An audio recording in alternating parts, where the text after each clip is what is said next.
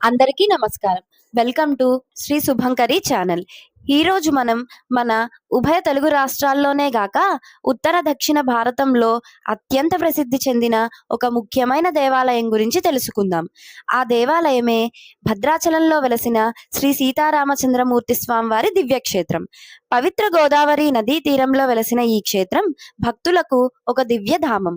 ముందుగా మనం ఈ భద్రాచలం ఎలా చేరుకోవాలో తెలుసుకుందాం. ఉభయ తెలుగు రాష్ట్రాల నుండి ముఖ్య నగరాలు అయిన హైదరాబాదు, విజయవాడ, విశాఖపట్నం, గుంటూరు, నిజామాబాద్, వరంగల్, ఖమ్మం వంటి నగరాల నుండి బస్సు ద్వారా మనం నేరుగా భద్రాచలం చేరుకోవచ్చు. ఇక రైలు ద్వారా చేరుకోవాలి అనుకునేవారు భద్రాచలం రోడ్డు స్టేషన్ అనగా కొత్తగూడెం చేరుకుని అక్కడ నుండి బస్సు, కారు వంటి రవాణా సౌకర్యాలు ఉపయోగించుకోవాలి. ఈ భద్రాచలం పవిత్ర గోదావరి నదీ తీరంలో వెలిసింది.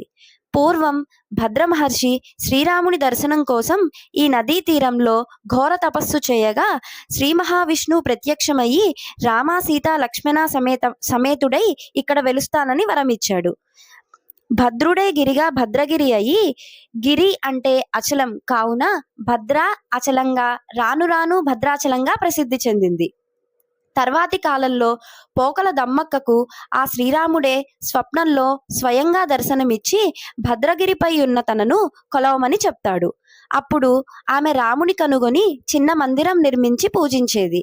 ఆ కాలంలో గోల్కొండ సుల్తాన్ తానీషా దగ్గర పనిచేసే ఈ ప్రాంత తహసీల్దార్ అయిన కంచర్ల గోపన్న అనే పరమ భక్తుడు తాను తానీషాకు చెల్లించవలసిన ప్రభుత్వ ధనంతో రామునిపై ఈ దేవాలయాన్ని నిర్మించాడు.